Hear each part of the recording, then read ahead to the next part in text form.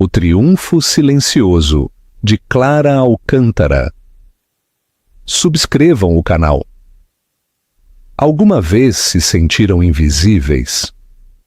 O que acontece quando a pessoa que vos prometeu amor eterno vos descarta por um modelo mais brilhante? Convencidos de que não passaste de um degrau. Durante 7 anos, Clara Alcântara foi esse degrau silencioso para o seu ambicioso marido, Damião Figueira. Ele chamava o seu porto tranquilo, o seu sistema de apoio incondicional.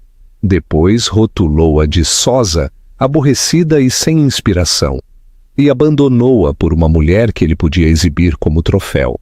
Esta noite, Damião entra na gala de beneficência mais exclusiva de Lisboa, com a sua amante de braço dado, pronto para reclamar o seu lugar definitivo entre a elite, mas está a caminho da derrocada.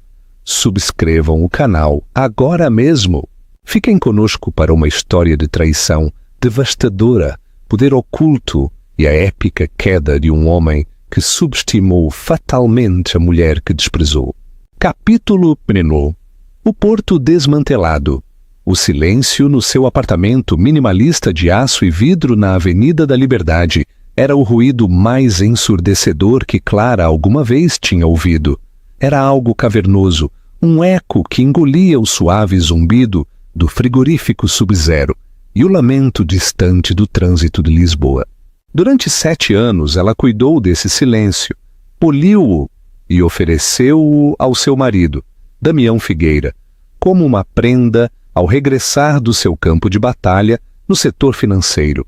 Era o seu santuário, o seu porto tranquilo, como ele a chamava tantas vezes, um lugar para recarregar energias antes da próxima conquista. Mas esta noite, o porto estava a ser desmantelado, o seu farol apagado com poucas e cruéis palavras. Não é que eu não te ame, Clara, dissera Damião, de costas para ela, enquanto ajeitava o nó da sua gravata Brioni no reflexo da janela do chão ao teto. As luzes da cidade brilhavam atrás dele, como uma coroa que ele estava prestes a reclamar. Eu amo, sempre amarei à minha maneira. Foste essencial, essencial. A palavra caiu-lhe como uma pedra no estômago e deu-na-lhe não querida, não adorada, essencial, como um bom contabilista ou um carro fiável. Ela estava junto à ilha da cozinha, com as mãos agarradas à borda fria de mármore. Ainda vestia a simples camisola de cachemira cinzenta e os jeans que tinha vestido enquanto preparava o jantar. Uma receita de costelas estufadas que demorava 6 horas a fazer. Uma refeição perfeita que ele não iria comer. Então por que, Damião? Se não é por amor, é por quê? Ele finalmente se virou. O seu rosto, uma máscara de arrependimento tão ensaiada que parecia genuína. Aos 34 anos, Damião era impiedosamente bonito, com olhos perspicazes e inteligentes e um maxilar que podia cortar vidro. Ele militarizara esse charme para construir a sua firma de investimento, Figueira Capital, do zero. Clara estivera lá em cada passo, organizando os seus jantares com investidores, corrigindo os seus panfletos até às 3 da manhã e acalmando-o de ataques de pânico que só a ela era permitido ver. É sobre trajetória, disse ele, a voz suave, como se explicasse um instrumento financeiro complexo a uma criança. O homem que eu sou agora, o homem em que me estou a tornar, requer um tipo de parceira diferente.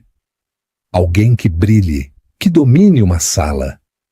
Silvia faz isso? Silvia Vidal, a vice-presidente de marketing, incrivelmente chique e de cabelo azeviche, de uma firma rival. Clara tinha-a visto em eventos da empresa, um flash de batom vermelho e uma gargalhada que parecia puxar toda a luz da sala para ela. Clara dissera a si mesma que não era ciumenta. Agora percebeu que tinha sido apenas ingênua.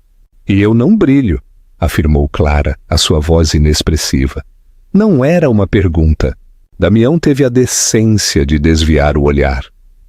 És confortável, Clara, és o meu lar. Mas não se constrói um império a partir de casa. És para o antes, não para o depois. Ele caminhou na sua direção, a sua mão pairando sobre o braço dela, antes de pensar melhor. Os papéis estão redigidos. O meu advogado entrará em contato com o teu. Fui mais do que generoso. Nunca mais terás de te preocupar com nada. A condescendência era pior do que qualquer crueldade. Ele estava a monetizar o casamento deles, a assinar um cheque para fechar a conta de 7 anos da sua vida. Pensou que o dinheiro poderia consertar a ferida aberta que estava a esculpir na sua alma. Ela finalmente olhou para cima, encontrando os olhos dele. Alguma vez me amaste, Damião? Ou foi apenas a primeira ronda de financiamento semente para o homem que queria ser? Pela primeira vez, um vislumbre de emoção genuína cruzou o rosto dele. Irritação. Ele odiava ser visto, ser verdadeiramente visto. Isso é injusto. Éramos felizes, mas as pessoas superam-se. Não é culpa de ninguém. Consultou o seu relógio Cartier. Tenho de ir. A gala dos benfeitores. É uma grande noite para a firma. Claro, a gala, o pináculo brilhante da cena filantrópica de Lisboa. Um lugar onde os negócios de milhares de milhões de euros eram esboçados em guardanapos de cocktail. Ele ia com Sílvia. Ele estava a lançar a sua nova vida naquela noite, e o primeiro passo era livrar-se da antiga. Ele inclinou-se para lhe beijar a bochecha, um gesto tão automático e desprovido de calor que a fez estremecer. Fica bem, Clara, murmurou, e depois foi-se embora. O clique da fechadura ecoou no silêncio. Ela ficou ali por muito tempo, o cheiro da sua colônia Tom Ford a pairar no ar como um fantasma. Olhou à volta do apartamento que ele lhe estava a deixar. Um apartamento que ela tinha decorado em tons neutros porque ele dissera que eram relaxantes e sofisticados. Ela tinha lixado todas as suas próprias arestas coloridas para se tornar o seu pano de fundo calmo e neutro, e agora ele tinha simplesmente pintado por cima dela. Caminhou com pernas dormentes em direção ao quarto. O armário dele estava meio vazio. Ele estava a planear aquilo há semanas, mudando a sua vida peça por peça, enquanto ela estava ocupada a planear os seus menus e a gerir a sua agenda social. A traição era tão profunda e metódica que lhe roubou o fôlego. Deixando-se cair na beira da sua cama, a cama onde ele jurara que a amava na semana passada, sentiu um desespero tão profundo que era quase paralisante. Ele tinha razão. Ela não brilhava. Era a estrutura de apoio, a andaime invisível que sustentava a sua magnífica fachada. E agora que o edifício estava completo, o andaime estava a ser derrubado. Quem era ela sem ele? Ela tinha vertido tanto de si mesma no recipiente da ambição dele que não tinha a certeza do que restava. O seu telemóvel vibrou na mesinha de cabeceira. Ela ignorou. Voltou a vibrar insistente. Com um suspiro, pegou nele. Um número que não reconheceu, mas o indicativo era familiar. Relutantemente, atendeu. Clara? Perguntou uma voz nítida e profissional. Fala, João, do escritório do Sr. Antunes. O seu pai. A sua respiração engasgou. O Sr. Antunes, o seu pai. Ela não falava com o pai Arthur Antunes há mais de 1 ano. Ele nunca aprovou Damião, chamando-o de um homem com um núcleo oco. A última conversa deles tinha sido uma discussão terrível, com Clara a defender o seu marido, a sua vida, as suas decisões. O pai avisou-a de que Damião A via como uma conveniência, não como uma parceira. Ela chamou-o de velho cínico. Ele tem tentado contactá-la, pediu-me para lhe transmitir uma mensagem. Ele disse, e cito: "A tempestade passou, é hora de voltar para casa." Lágrimas quentes e repentinas picaram os seus olhos. E também disse para se lembrar de quem a senhora é, continuou João, o seu tom a suavizar ligeiramente. E o seu lugar no conselho de administração está à espera, e o seu vestido para a gala dos benfeitores chegou. O coração de Clara martelou contra as suas costelas. A gala dos benfeitores. Esta noite. E Clara, acrescentou João, disse para se lembrar de quem a senhora é. Ela desligou o telemóvel, as palavras a ecoar no silêncio esmagador. Lembra-te de quem és. Durante 7 anos ela fora a senhora Damião Figueira, uma esposa sosa e solidária que organizava jantares e usava sapatos sensatos. Mas antes disso, muito antes disso, ela era Clara Alcântara. E os Alcântara não apenas frequentavam galas. Eles eram donos das salas em que entravam. Uma fúria lenta e fria começou a substituir o desespero. Damião pensou que estava a lançar o seu império naquela noite. Pensou que tinha descartado a sua esposa tranquila e pouco notável por uma mulher que podia iluminar uma sala. Não fazia ideia. Ele estava prestes a entrar no centro do mundo dela. E ela não só ia brilhar, como ia queimar tudo. Capítulo print. A derrocada. O Salão Nobre do Centro Cultural de Belém, o local da gala, era um universo em si mesmo, uma galáxia rodopiante de diamantes, alta costura e ambição. O poder não era apenas exibido ali, era encenado. Damião Figueira movia-se pela multidão com a facilidade praticada de um homem que sabia que pertencia. Com Silvia Vidal de braço dado, sentia-se invencível. Ela era uma visão num vestido carmesim, decotado nas costas, a sua gargalhada como música, a atrair olhares de todos os cantos da sala. Isto, pensou com uma onda de satisfação, é o que um casal deve ser, um ativo, um reflexo do seu próprio brilho.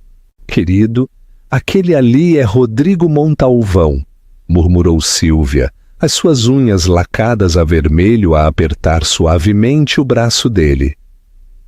Ele controla o maior fundo tecnológico do vale. Tudo a seu tempo, disse Damião, sorrindo educadamente para um conhecido que passava. Esta noite é sobre consolidar a nossa presença. Não estamos aqui para perseguir, estamos aqui para ser cortejados. Sentiu uma profunda sensação de correção, de destino a desenrolar-se. Deixar Clara tinha sido uma amputação necessária. Doloroso, sim, mas para salvar o todo. Ele imaginou-a no seu antigo apartamento, provavelmente enroscada com um livro, a beber uma chávena de chá. Previsível, segura, totalmente desprovida da eletricidade que crepitava naquela sala. Sentiu uma pontada, não de culpa, mas de pena. Ela simplesmente não era feita para aquele mundo. Ele e Silvia encontraram a sua mesa perto da frente. Uma localização privilegiada que custara à sua firma €250.000. Era um investimento em perseção. Ele era Damião Figueira, o homem do momento, e aquela era a sua coroação. Aceitou um copo de champanhe de um empregado que passava, o cristal frio contra os seus dedos. Tudo estava perfeito. E então a atmosfera no salão mudou. Começou como um murmúrio subtil perto da entrada principal. Uma onda de sussurros que se transformou numa onda de excitação abafada. As cabeças viraram-se, as conversas acalmaram. Damião seguiu o olhar coletivo, ligeiramente aborrecido com a interrupção. Um político, talvez, uma celebridade reclusa. Então ele viu-a. Por um momento, o seu cérebro recusou-se a processar a imagem. A mulher emoldurada pelo grande arco era uma estranha, uma criatura etérea de equilíbrio e beleza impossíveis. Vestia um vestido de seda de um safira profundo que parecia beber a luz, a cair em redor da sua figura de uma forma elegante e ferozmente sensual. Em redor do seu pescoço havia um colar de safiras e diamantes, tão magnífico que pareciam estrelas capturadas, os famosos safiras Alcântara, um conjunto que ele só tinha visto em fotos de livros de história. O seu cabelo loiro-mel, que Clara sempre usava num coque simples e sensato, estava penteado em ondas suaves e glamorosas que caíam sobre um ombro. O seu rosto, o rosto que ele conhecia tão intimamente, estava transformado. A maquilhagem subtil realçava a inteligência perspicaz nos seus olhos azuis e a curva resoluta da sua boca. Ela não estava a sorrir. Estava a observar. A sua expressão de fria e régia autoridade. Esta não era Clara Figueira, a sua sosa ex-esposa. Esta era uma rainha a inspecionar a sua corte. O copo de champanhe de Damião tremeu na sua mão. Um pavor frio, agudo e nauseante, enrolou-se no seu estômago. Não podia ser. Sílvia inclinou-se com os olhos arregalados. Meu Deus, quem é aquela? Nunca vi. Antes que Damião pudesse responder, o anfitrião da noite, Felipe Cortes, dirigiu-se ao microfone no palco.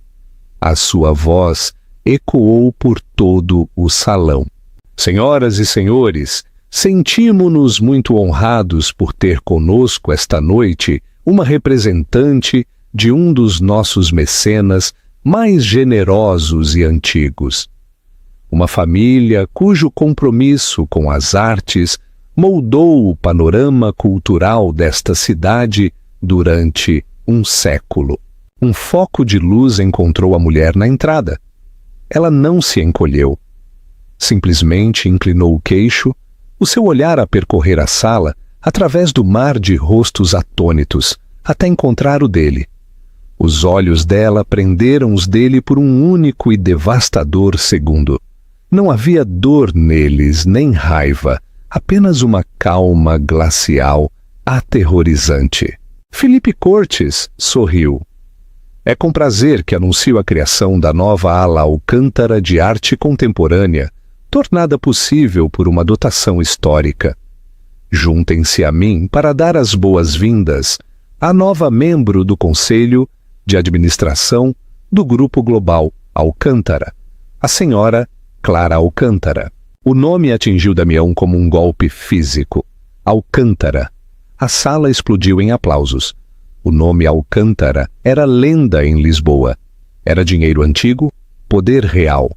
Uma dinastia que operava numa estratosfera tão alta que Damião só podia sonhar em alcançar.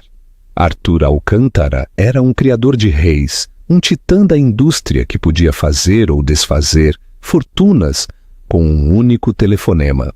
E Clara era a filha dele. A compreensão embateu sobre ele. Um tsunami de horrível entendimento. As suas viagens tranquilas para visitar o pai nos arredores. A sua roupa simples e sem marca. A sua absoluta falta de interesse na pompa que ele ansiava desesperadamente. Não tinha sido uma falta de sofisticação. Tinha sido a confiança completa e não adulterada de alguém que nunca precisou de provar nada. Ela não era apenas rica. Ela era do tipo de riqueza sobre a qual não era necessário falar. Ele chamou-a de sosa, chamou-a de simples, sentiu pena dela. Ele, um homem a lutar para abrir caminho num mundo que ela tinha nascido para governar. Alcântara! Respirou Sílvia ao seu lado. A sua voz mal era um sussurro. Ela estava a olhar para Clara. Depois de volta para Damião, as peças a encaixarem-se na sua mente perspicaz. A cor escoou do seu rosto. Tu eras casado com Clara Alcântara? Damião não conseguia falar. A sua garganta estava seca. O seu sangue a rugir nos ouvidos. Observou paralisado como o próprio Arthur Alcântara emergia das asas. Um leão de homem com uma cabeça de cabelo branco e olhos tão azuis e perspicazes quanto os da sua filha. Ele ofereceu o seu braço a Clara e juntos moveram-se pela sala. A multidão abriu-se para eles, como o mar vermelho. Não eram apenas convidados, eram realeza. Clara não olhou para ele novamente. Não precisava. Cada passo que ela dava era um julgamento. Cada cumprimento deferente que ela recebia de homens que Damião passara anos a tentar impressionar era um prego no seu caixão. Ele não se tinha divorciado apenas da sua esposa. Com a sua própria arrogância impressionante, ele cortara a sua ligação a uma fonte de poder que nem sequer sabia que possuía. Ele trocara uma deusa por uma quinquilhada brilhante.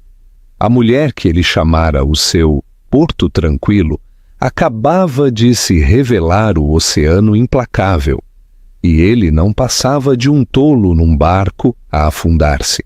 Capítulo 3. A ira glacial. O resto da noite passou numa névoa surreal e sufocante para Damião. O ar, outrora a crepitar de oportunidade, agora parecia denso com o seu próprio fracasso. Os sorrisos bajuladores que se dirigiram a ele há apenas uma hora, agora apontavam com intensidade de laser para a mesa dos Alcântara. Ele e Sílvia ficaram sentados numa bolha de silêncio atônito. O luxuoso arranjo de flores no centro da mesa a parecer uma coroa funerária. Ele observou Clara. Não conseguia parar. Observou-a como se estudasse um predador, a tentar compreender a natureza dela agora que ela revelara os dentes. Era natural. Ela movia-se de conversa em conversa com uma graça sem esforço. O seu sorriso caloroso, mas medido, o seu aperto de mão firme. Falou com Rodrigo Montalvão, o titã tecnológico, que a ouvia com atenção extasiada. Partilhou uma gargalhada tranquila com a presidente da Câmara. Ela não estava a interpretar um papel. Estava a habitar um papel para o qual tinha nascido, um que simplesmente tinha mantido guardado durante 7 anos. Para ele, o tormento psicológico daquela compreensão foi requintado. Ele ralhara com ela por não ser mais ambiciosa, por não querer construir um império com ele. Era como criticar o sol por não se esforçar mais para brilhar. O seu mundo, o seu império, estivera ali o tempo todo, paciente e silencioso, à espera que ela regressasse. "Tens de ir falar com ela!" sibilou Sílvia, a sua voz um tremor baixo e urgente. O choque desaparecera, substituído por um medo frio e pragmático. A sua associação com Damião, que horas antes era um foguete, agora era uma responsabilidade. "Arranja isto, Damião." "Arranjar isto?" retorquiu ele, a sua voz áspera. "Como exatamente? Tens ideia de quem é o pai dela? Arthur Alcântara pode fazer com que a minha firma seja retirada da lista com um telefonema antes que o teu pudim chegue. Então devias ter pensado nisso antes de me exibires aqui, depois de deixares a filha dele", retorquiu ela, a sua compostura cuidadosamente construída a rachar. "Tu disseste-me que ela era uma Zé Ninguém, uma rapariga doce e simples de uma família de classe média. Foi o que eu pensei que ela era", insistiu ele, esfregando as têmporas. Uma dor de cabeça atroz começava a pulsar atrás dos seus olhos. Ela nunca disse uma palavra. 7 anos e nem uma única palavra. Essa foi a parte mais irritante, a pura e magnífica disciplina do seu engano. Ou era apenas a sua realidade? Ele estivera tão cego pela sua própria narrativa, tão convencido da sua superioridade, que nunca se dera ao trabalho de olhar mais fundo. Ele viu um simples embrulho castanho e nunca imaginou que pudesse conter as joias da coroa. Finalmente, inevitavelmente, os caminhos deles se cruzaram. Clara dirigia-se para a saída, a mão do seu pai, a repousar protetoramente nas suas costas. Damião pôs-se de pé, as suas pernas a sentirem-se instáveis. Tinha de dizer algo. O quê? Não sabia. Mas o silêncio era uma admissão de derrota. Clara, disse ele, a sua voz rouca. Ela parou virando-se para o olhar. De perto, o efeito era ainda mais assombroso. As safiras Alcântara brilhavam com um fogo frio, mas os olhos dela eram mais frios. O olhar de Arthur Alcântara era um peso físico, imobilizando Damião com desdém não disfarçado. Damião, ela reconheceu, o seu tom perfeitamente neutro, como se estivesse a dirigir-se a um conhecido distante. Eu não sabia. Gaguejou sentindo-se um tolo. Era a desculpa mais lamentável e inadequada, mas era a única verdade que ele tinha.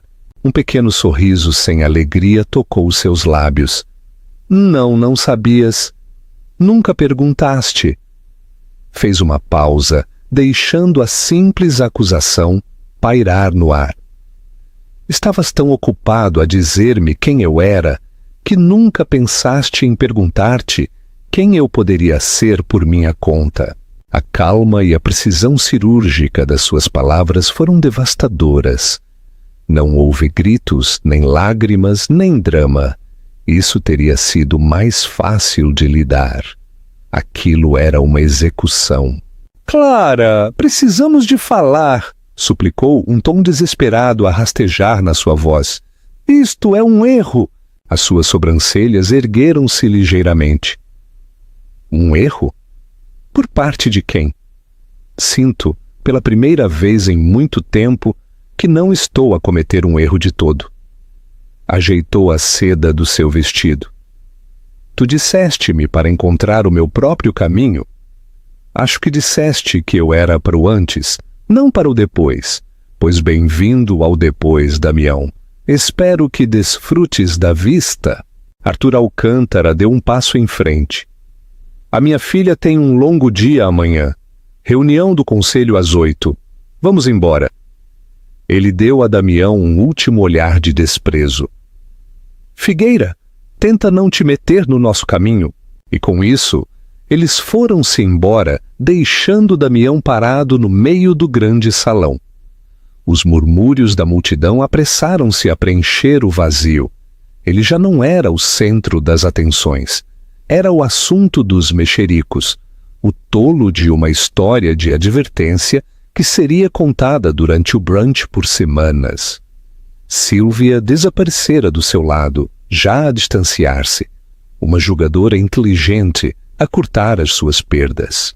Ele tropeçou de volta para a sua mesa, afundando-se na sua cadeira.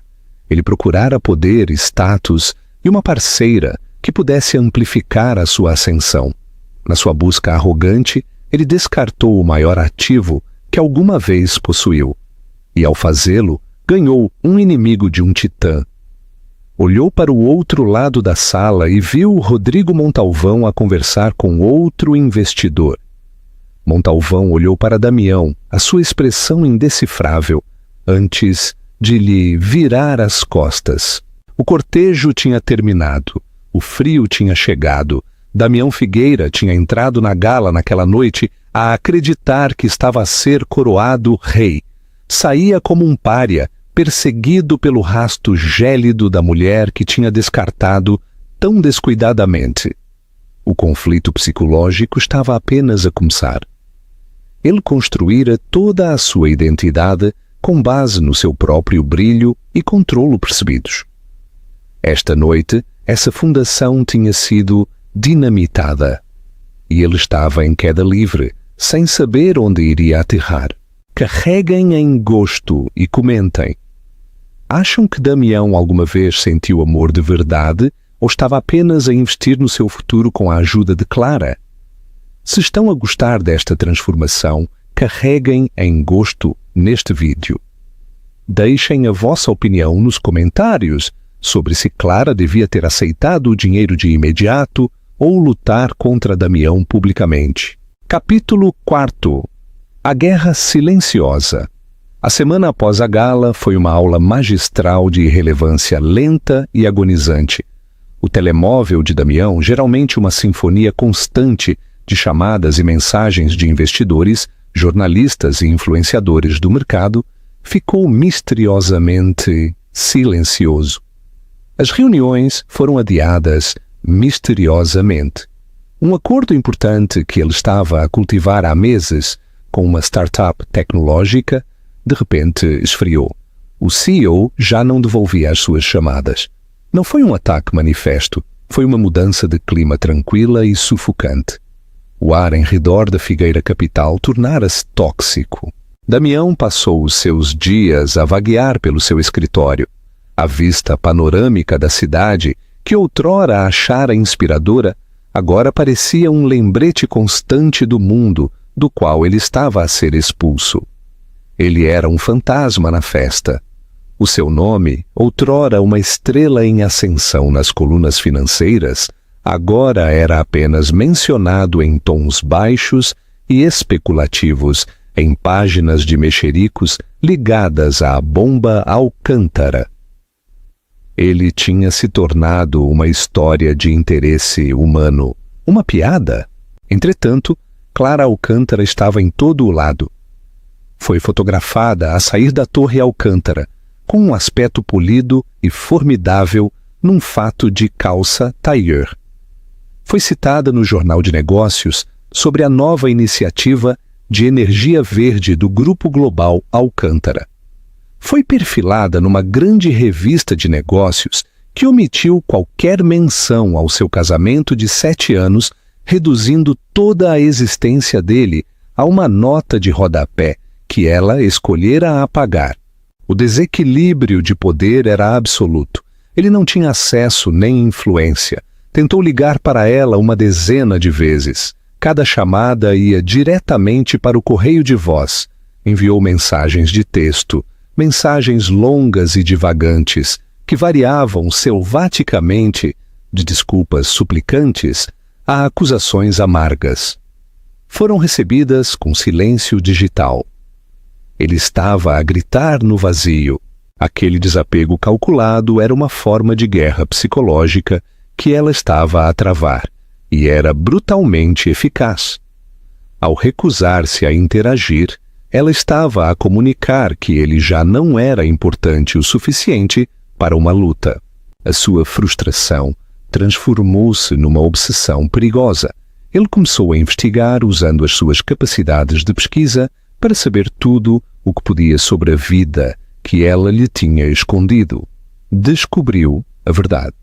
Clara tinha se licenciado summa cum laude na Católica Lisbon, com um diploma em finanças. Antes de o conhecer, ela estava a gerir um fundo filantrópico multimilionário para a Fundação Alcântara. Ela tinha se afastado de tudo no ano em que se casaram, dizendo ao pai que queria uma vida normal. O conhecimento foi uma nova facada de traição.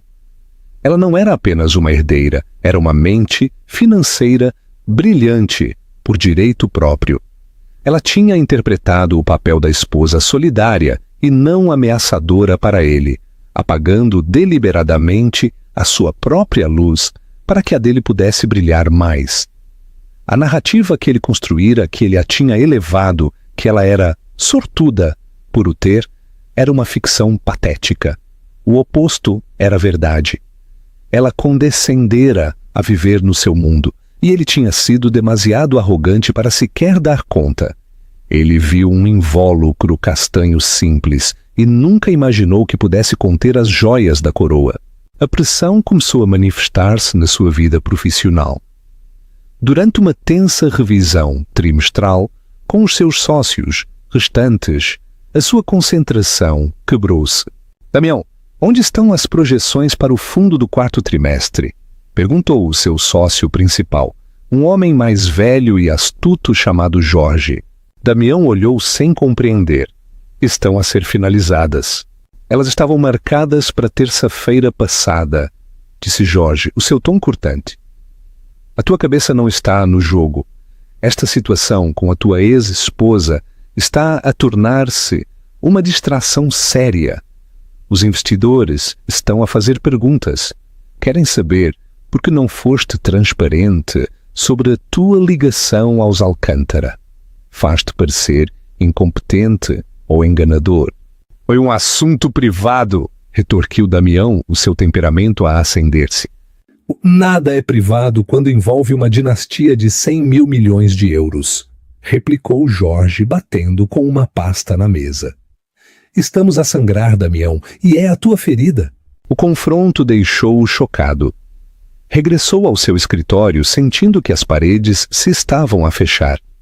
Olhou para a foto na sua secretária. Era dele e de Sílvia num evento de caridade há uns meses, ambos a sorrir. Pegou nela e olhou para o rosto dela. Sílvia, que desaparecera da sua vida tão completamente como Clara, jogara o seu próprio jogo e soubera quando retirar-se. Num acesso de raiva e desespero, atirou a moldura da foto contra a parede, onde se estilhaçou, enviando vidros pelo chão. Ele estava sozinho, despojado da sua parceira brilhante, da sua esposa solidária e da sua reputação profissional. Ele voara demasiado perto do sol, apenas para descobrir que o sol era a mulher que ele deixara para trás, e ela decidira queimá-lo. Do outro lado da cidade, num extenso escritório de canto, com vista para o Parque Eduardo VII, Clara Alcântara estava sentada numa secretária de mogno que pertencera ao seu avô. A vista era deslumbrante, mas a sua atenção estava concentrada nos documentos espalhados à sua frente. Ela ia presidir a sua primeira grande reunião de aquisição numa hora. O seu pai entrou segurando 2 chávenas de café. A trabalhar arduamente? Perguntou, a sua expressão uma mistura de orgulho e preocupação. A preparar-me, disse ela, aceitando a chávena com um sorriso de agradecimento. Não há margem para erro. Estás pronta, disse ele simplesmente. Sentou-se no cadeirão de couro em frente à secretária dela. Falei com Felipe Cortes esta manhã. A gala ainda é o assunto da cidade. Fez uma pausa. E o teu ex-marido também. A postura de Clara ficou ligeiramente rígida. Ah, sim.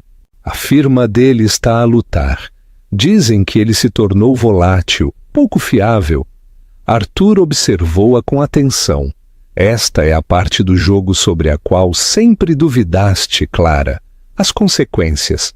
A chuva radioativa. Ela olhou pela janela, a vasta e brilhante extensão da cidade. Ele tomou as suas decisões, pai. Ele queria uma parceira que pudesse dominar uma sala. Simplesmente não percebeu que eu podia dominar uma para a qual ele não estava convidado. A sua voz era firme, mas por dentro estava a ser travada uma guerra silenciosa. Aquilo não era apenas sobre negócios, era profunda, dolorosamente pessoal. Cada vitória profissional era sentida como uma reivindicação, mas não apagava a ferroada da traição dele. Ela estava a reconstruir a sua vida sobre os escombros do seu casamento e sabia que o fantasma de Damião Figueira assombraria o local da construção por muito tempo. Ela mostrou-lhe o seu poder. Mas o motivo oculto era muito mais complexo do que a vingança. Era a sobrevivência. Era sobre provar a única pessoa que ainda importava na equação, ela própria, que era mais do que o reflexo no olho de um homem. Ela era a fonte da luz. Capítulo 5. O preço do desaparecimento. A descida de Damião acelerou. A Figueira Capital estava a sangrar investidores. Os seus sócios, liderados por Jorge, organizaram uma espécie de golpe, forçando-o a tirar uma licença para resolver os seus assuntos pessoais. A linguagem era corporativa, mas o significado era claro. Ele estava a ser exilado do seu próprio reino. A firma que ele construíra, o nome que ele forjara, estava a ser-lhe tirado. Despojado do seu propósito profissional, a sua obsessão por Clara tornou-se devoradora. Ele via-a não como a fonte dos seus problemas, mas como a solução. Se ele ao menos a pudesse ter de volta, se ele ao menos a pudesse fazer ver que ele entendia agora, tudo poderia ser consertado. A união deles, ele raciocinou no seu estado cada vez mais delirante, era a chave para desbloquear um nível de poder que ele nunca sonhara. Ele só tinha que fazê-la ouvir. O seu desespero levou-o a um movimento arriscado. Durante o casamento deles, Clara estivera a trabalhar num projeto apaixonante, uma iniciativa filantrópica para financiar habitação sustentável em nações em desenvolvimento. Ela discutira uma possível parceria com uma pequena, mas inovadora, firma de tecnologia solar, a Solara Inovação. Damião descartara-a, na altura, como um dos hobbies dela. Agora, ele recordava o nome. Através dos seus contactos restantes, soube que o Grupo Global Alcântara estava nas fases finais de aquisição da Solara, um movimento que os posicionaria como um player importante no setor da energia verde. Era o projeto de Clara, a ideia dela, e ele viu uma abertura. Ele ainda tinha ações em algumas pequenas empresas de tecnologia, restos dos seus dias de glória. Uma delas tinha uma patente pendente que estava tangencialmente relacionada com a tecnologia da Solara. Era um ativo menor, quase inútil por si só, mas se ele pudesse criar um desafio legal, uma reivindicação de violação de patente, ele poderia prender a aquisição da Alcântara em tribunal durante meses. Seria um aborrecimento, um atraso dispendioso, mas iria forçá-la a sentar-se à mesa. Irá finalmente forçá-la a falar com ele. Ele apresentou a providência cautelar, um movimento desesperado e rancoroso, nascido de um ego ferido. Ele não queria ganhar, queria ser notado, queria provar que ainda podia afetar o mundo dela, que ele não era totalmente impotente. A notícia da providência chegou à secretária de Clara numa terça-feira de manhã. A sua equipa legal apresentou-a como um obstáculo menor, embora aborrecido. É uma alegação frívola, disse o seu chefe de assuntos legais.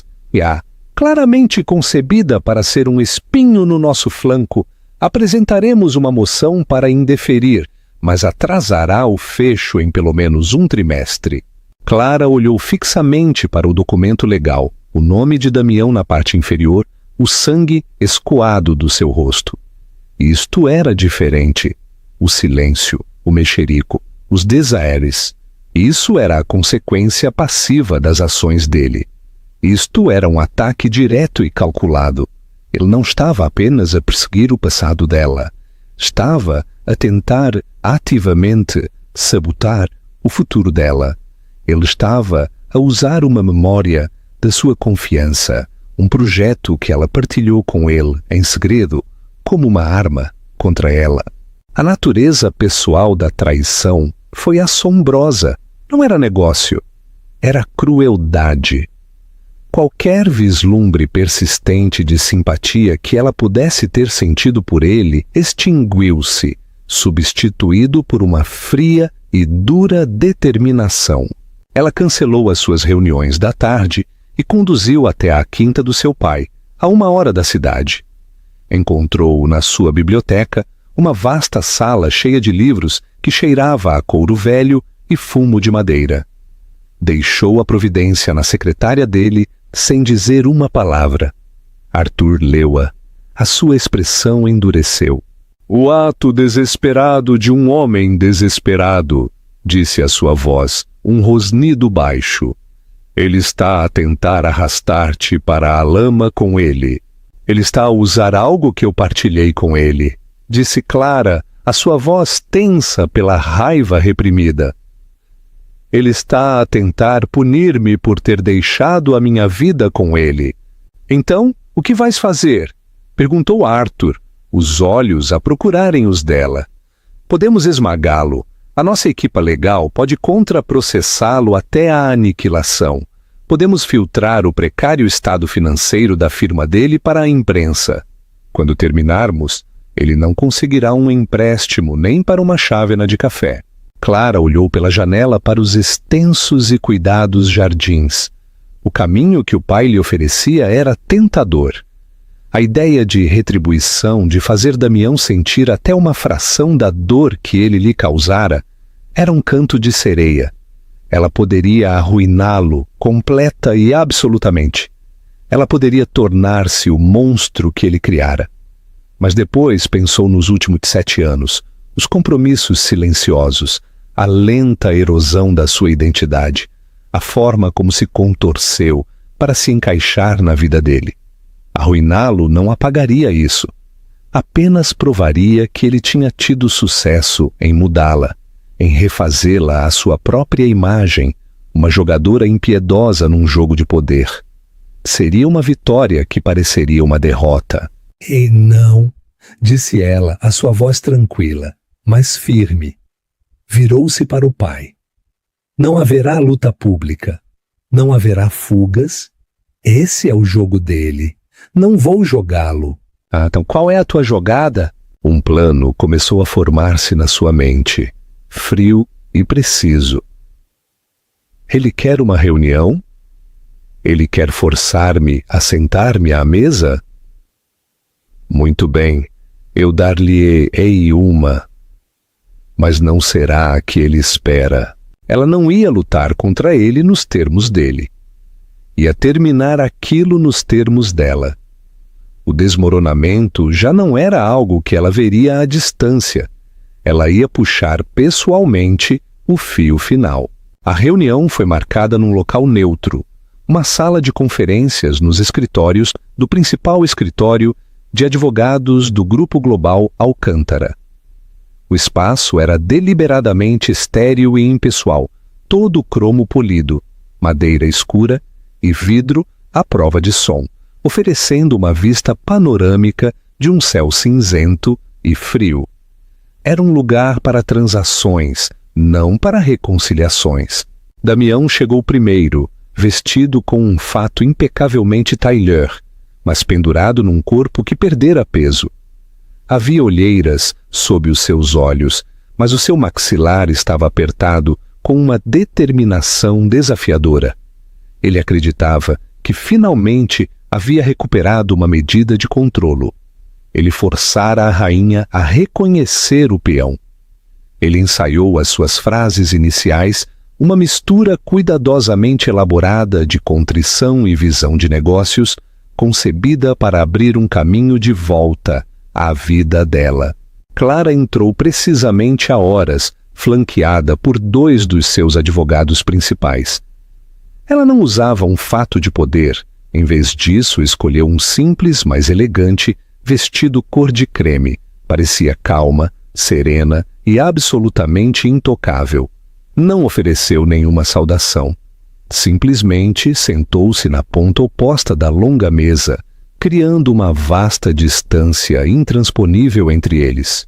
Damião, começou ela, a sua voz uniforme e desprovida de emoção. Obrigada por ter vindo. Eu queria abordar o seu desafio legal diretamente para poupar tempo a todos. Damião inclinou-se, pronto para lançar o seu discurso. Clara, eu acho que houve um mal-entendido. Isto nunca foi para te magoar. Foi a única forma de conseguir que falasses comigo. Precisamos...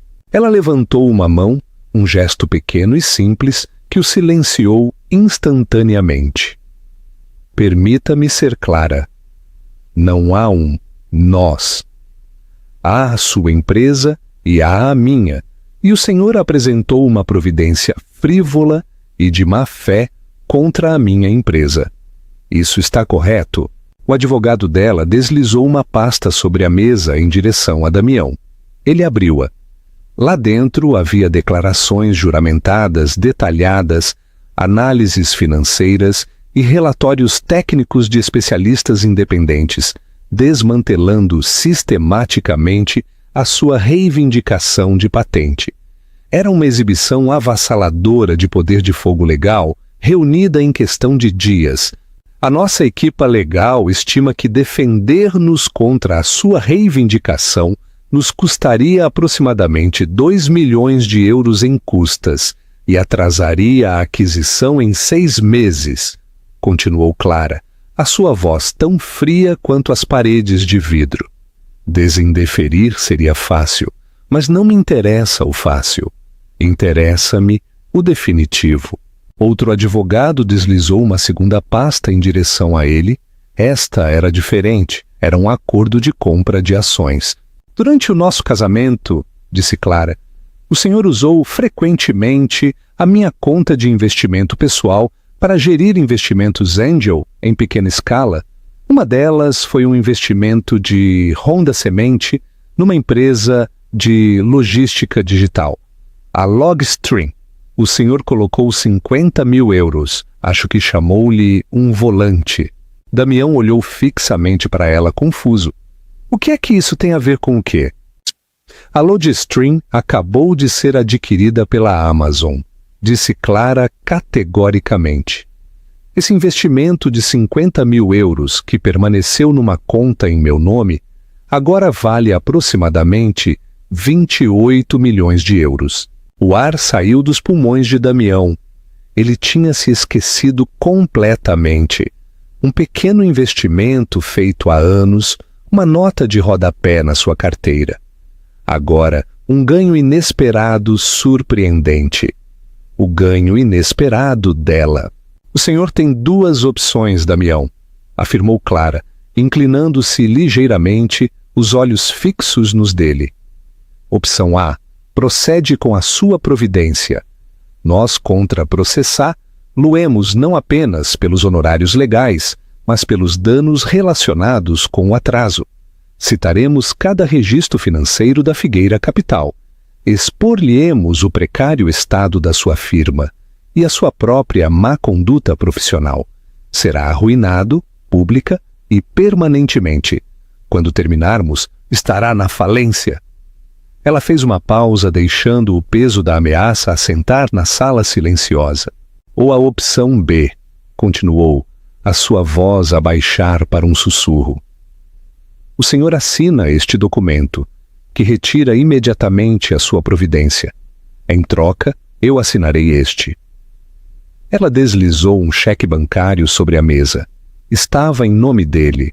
O montante era de 5 milhões de euros. Damião olhou para o cheque depois de volta para ela, a sua mente a vacilar. O quê? O que é isto? É sua parte, disse Clara. 28 milhões de euros é uma quantia que muda a vida. Eu não preciso dela, mas o senhor sim. Os 5 milhões de euros são um gesto de finalidade. É o preço para o senhor desaparecer da minha vida. O senhor pega no dinheiro, retira a providência e nunca mais, jamais, me contacta a mim ou a minha família de novo. Esta é a última transação que teremos. Aquela era a escolha dele. Aquela era a sua redenção. Não vingança, não destruição. Uma compra corporativa, limpa e fria, da presença dele na vida dela. Ela estava a dar-lhe uma saída, uma forma de sobreviver, mas sob a condição absoluta de que ele desaparecesse. Foi um gesto de imenso poder e, à sua estranha maneira, de imensa graça. Ela não se tornaria como ele. Ela não destruiria pelo simples facto de o fazer. Ela simplesmente apagá-lo-ia. Damião olhou para o cheque, depois para a montanha de documentos legais que prometiam a sua aniquilação. Olhou para o rosto de Clara, à procura de qualquer vislumbre da mulher que ele conheceu outrora, a rapariga tranquila e complacente que o adorara. Não encontrou nenhum. Ele estava a olhar para Clara Alcântara, e ela estava a fechar uma conta. Lentamente, a sua mão a tremer, ele pegou numa caneta e assinou o documento de retirada. Ele entrara a pensar que era um jogador no jogo. Agora ele entendia que era apenas uma peça que estava a ser movida para fora do tabuleiro. Clara pegou no papel assinado, levantou-se e caminhou em direção à porta sem olhar para trás. O seu advogado empurrou o cheque para Damião. Os fundos estão liquidados, disse. Damião ficou sozinho na sala silenciosa, o cheque de 5 milhões de euros sobre a mesa como um prêmio de consolação pela perda de um império que ele nunca soube que tinha tido. Ele tinha dinheiro, mas perdera tudo o resto, a sua firma, a sua reputação, o seu passado e o seu futuro. Estava finalmente, absolutamente, sozinho com o núcleo oco que Arthur Antunes vira nele desde o início. Conclusão. O horizonte aberto. Os meses passaram. O frio do outono deu lugar ao congelamento profundo do inverno e depois, lentamente, ao calor tentativo da primavera. A cidade descongelou e, com ela, algo dentro de Clara também descongelou. A aquisição da Solar Inovação foi um sucesso retumbante, colocando o Grupo Global Alcântara na vanguarda do setor de energia renovável. Clara mergulhou no trabalho, os seus dias cheios de sessões de estratégia, visitas a locais e negociações. Encontrou uma satisfação profunda e duradoura em construir algo real e duradouro, algo que teria um impacto para além de um balanço. Ela era boa nisso. Mais do que boa, era excepcional. A competência tranquila que outrora usara para gerir a vida de Damião estava agora a ser aplicada numa escala global. Ela nunca mais ouviu falar de Damião. Fiel à sua última transação, ele havia desaparecido. Ela ouviu sussurros através dos círculos sociais de que ele vendera a sua participação restante na Figueira Capital por uma fração do seu valor anterior. E mudara-se de Lisboa. Alguns diziam para Miami e outros para o Dubai. Ele pegara no dinheiro e desaparecera. Um fantasma com um paraquedas dourado. Ela já não o odiava. A raiva, a dor, a amargura tinham recuado, deixando para trás uma cicatriz que já não era sensível ao toque. Era simplesmente uma parte da sua história, um lembrete de uma lição aprendida a um grande custo. Ela chegara a compreender que a sua redenção não era sobre a queda dele, mas sobre a sua própria ascensão. Não era sobre provar que ele estava errado, era sobre provar que ela tinha razão. Num sábado soalheiro à tarde de maio, ela encontrou-se a passear por uma parte da cidade que não visitava há anos, a pequena rua arborizada onde ela e Damião tinham vivido no seu primeiro apartamento alugado. Era um lugar encantador e modesto, onde se instalaram quando ele estava apenas a começar, cheio de mobília desconjuntada e sonhos ambiciosos. Parou do outro lado da rua, a olhar para a janela do que outrora foi a sua sala. Ela recordou as noites passadas no chão com recipientes de takeaway, a traçar o plano de negócios dele em guardanapos. Lembrou-se do seu entusiasmo, da sua garra e, sim, do seu amor. Fora real à sua maneira antes de ser corroído pela ambição e insegurança. Sentiu uma sensação de paz, uma aceitação tranquila do passado. Aquela jovem que viveu naquele apartamento, tão cheia de esperança e disposta a sacrificar tudo pelo homem que amava, não era uma tola. Era apenas uma versão diferente da mulher que era hoje. Ela precisou de se perder completamente para finalmente se encontrar de verdade. Um jovem casal saiu do edifício, a rir, com as mãos entrelaçadas. Clara sorriu. Não sentiu inveja, nem tristeza, apenas uma tranquila sensação de desapego, de que a vida era uma fotografia num álbum que ela já não precisava de abrir. Ela se virou e continuou o seu passeio. O seu destino, uma pequena galeria de arte independente, a poucos quarteirões de distância. Era o tipo de lugar que ela sempre adorara, mas que Damião achara pouco impressionante. Lá dentro, a galeria era luminosa e arejada, cheia do trabalho vibrante e desafiador de artistas emergentes. Ela moveu-se pelo espaço não como Clara Alcântara, a herdeira, ou como membro do conselho, mas simplesmente como Clara. Sentiu uma leveza que não sentia há anos. Ela não estava a atuar, não estava a negociar, estava simplesmente a ser. Na sala final, uma grande tela chamou a sua atenção. Era uma peça abstrata, um turbilhão de azuis profundos, laranjas ardentes, e no centro um toque brilhante e resistente de ouro que brilhava através do caos. Intitulava-se simplesmente Horizonte. Ela parou diante dele por muito tempo, cativada. Era uma pintura de uma tempestade, mas também do amanhecer que se lhe segue. Tratava-se de um naufrágio, mas mais do que isso, tratava-se do que se constrói depois. Ela comprou a pintura. Ao sair da galeria e caminhar para o sol quente da tarde, sentiu que a última das sombras recuava. Damião tirou-lhe o passado, mas ao fazê-lo, devolveu-lhe o futuro. Um futuro que não estava escrito. Um horizonte que era vasto e aberto, e inteiramente seu. Ela não estava definida pelo homem que a deixou, nem pelo nome que herdou. Estava definida pelas decisões que tomava agora, e pela primeira vez sentiu-se total, completa e gloriosamente livre. E assim, Clara Alcântara regressou à luz do sol. Não como uma mulher desprezada, mas como uma mulher renascida. Ela provou que o maior poder não é sobre a vingança, é sobre reivindicação.